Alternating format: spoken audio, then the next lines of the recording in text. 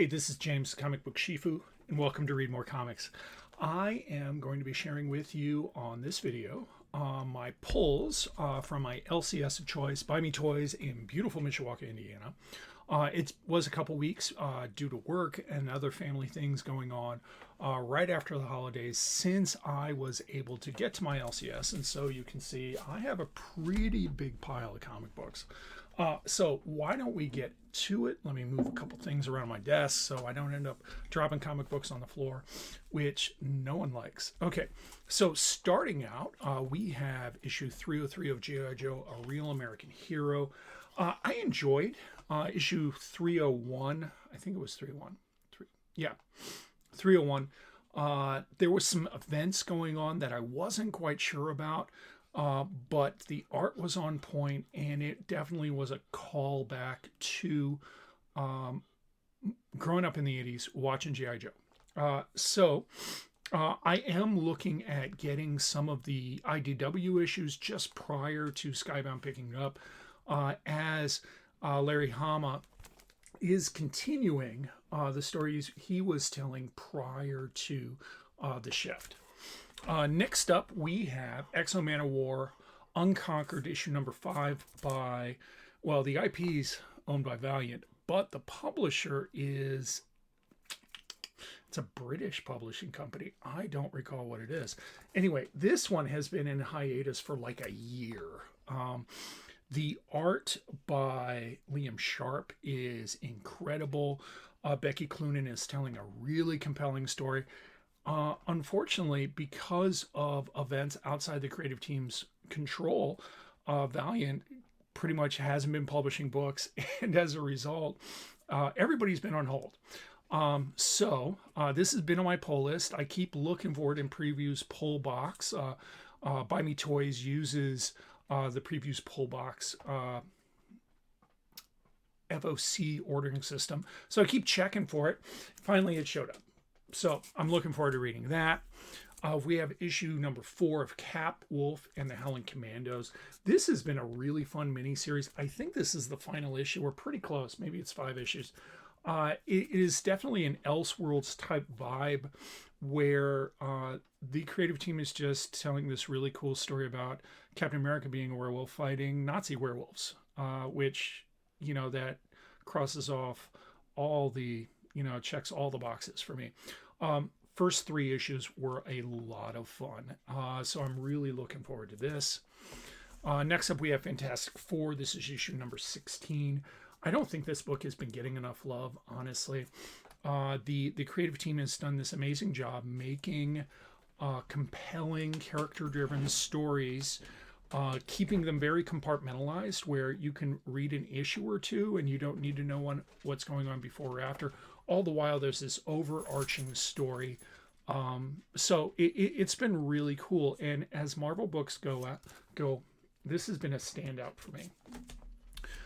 Next up, this dropped this past week, I think, Ultimate Spider-Man issue number 1.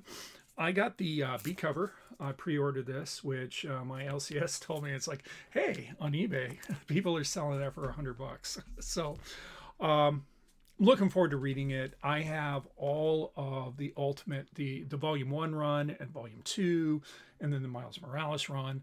So really looking forward to this. And I enjoyed what Hickman did with both the Ultimate miniseries. I haven't read the one-shot yet.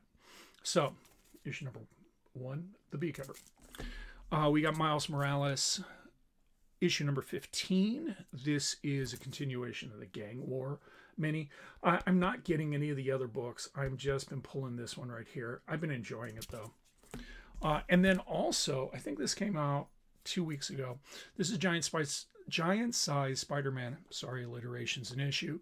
And this is focusing on Miles Morales, which really cool. I chose this cover because I just like the creativity of it.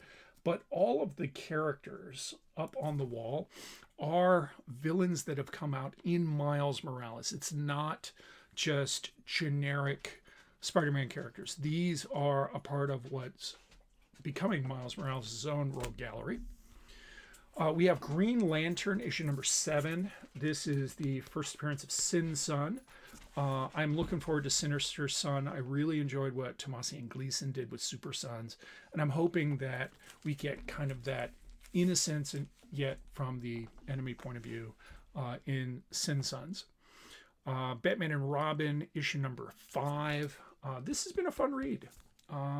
It's nice to see Batman and Robin as a team again, and putting Damian Wayne in kind of an interesting situation as a teenager at a local high school, but also playing the role of Robin is fun. This has been on the top of my read pile every week it's come out. This is Justice League versus King Kong. I'm sorry, Justice League versus Godzilla versus King Kong. Just love what they're doing with this. And it's cool that it, you know, that the creative team can go outside the box with what's happened. I think in the last, spoiler, like 2 months ago, Superman was knocked out of action by Shazam, accidentally by Shazam and Godzilla. Been a lot of fun. Next book we have Superman Lost. This is issue number 10. I think this is the final issue.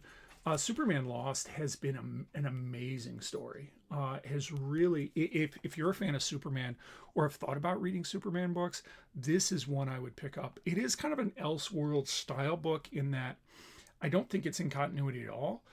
But what Priest is doing in the story is really a kind of character study of who Superman is.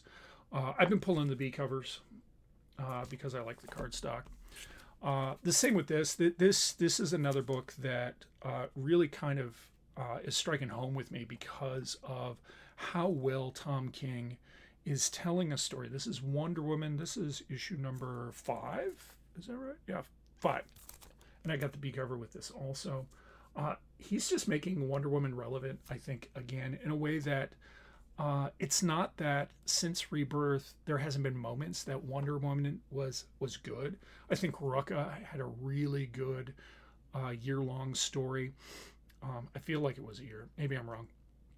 Anyway, but a lot of it, I don't know. I feel the creative team was in between this new volume with Tom King and Rucka's run. They were kind of searching for what to do with Wonder Woman and how to make Wonder Woman relevant in a world where you have other characters that have a similar moral and ethical base.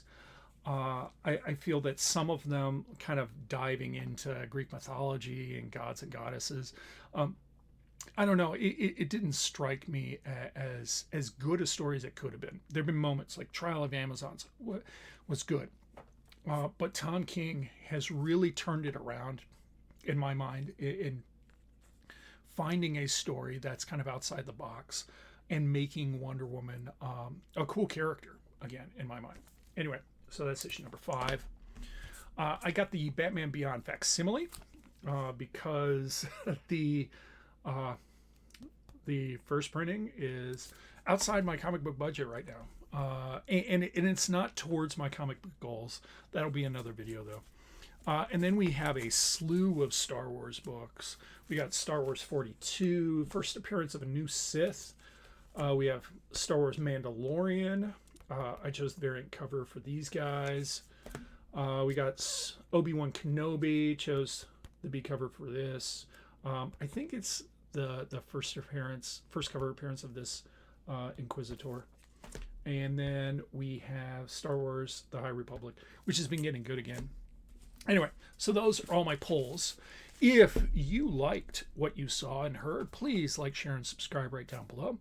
Other videos will be forthcoming this weekend, so thank you for watching.